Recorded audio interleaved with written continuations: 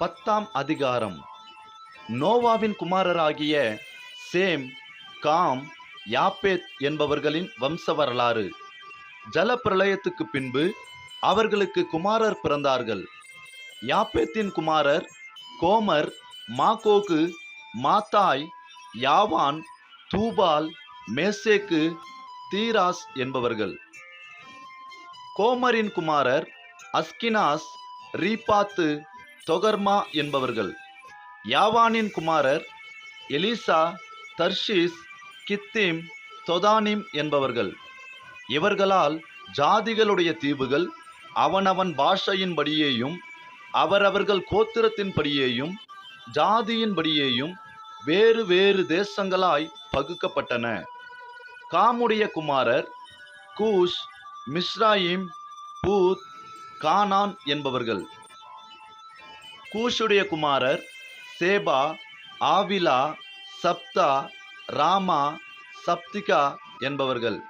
ராமாவின் குமாரர் சேபா, திதான் என்பவர்கள். கூஷ் நிம்ரோத்தை பெற்றான். இவன் பூமியிலே பராக்கிரமசாலியானான். இவன் கர்த்தருக்கு முன்பாக பலத்த வேட்டைக்காரனாய் இருந்தான். ஆகையால் கர்த்தருக்கு முன்பாக பலத்த வேட்டைக்காரனான நிம்ரோத்தை போல என்னும் வழக்கச் சொல் உண்டாயிற்று. சினையார் தேசத்தில் உள்ள பாபேல், எரேக், அக்காத், கல்னே என்னும் இடங்கள் இவன் ஆண்ட ராஜ்யத்திற்கு ஆதிஸ்தானங்கள்.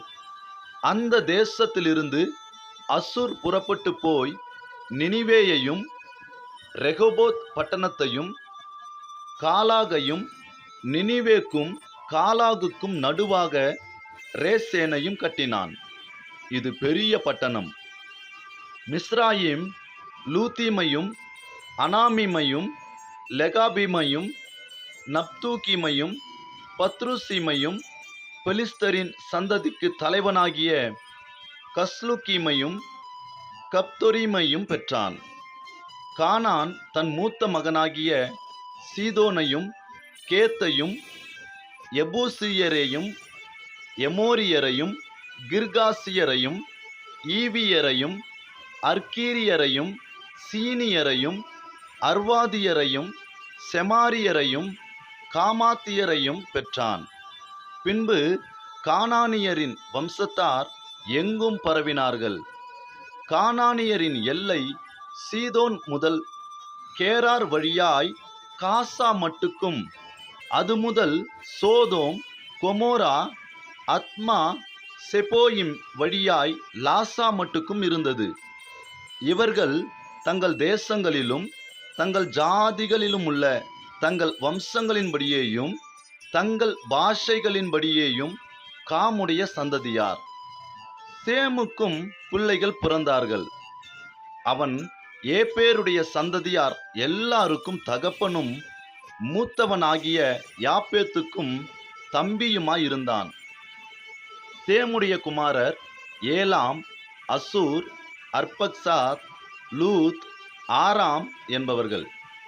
ஆராமுடைய குமாரர் ஊத், கூல், கெத்தேர், மாஸ் என்பவர்கள். அர்பக்சாத் சாலாவை பெற்றான். சாலா ஏப்பேரை பெற்றான். ஏப்பேருக்கு 2 குமாரர் பிறந்தார்கள். ஒருவனுக்கு பேலேகு என்று பேர், ஏனெனில் அவனுடைய நாட்களில் பூமி பகுக்கப்பட்டது. அவனுடைய சகோதரன் பேர் யொக்தான்.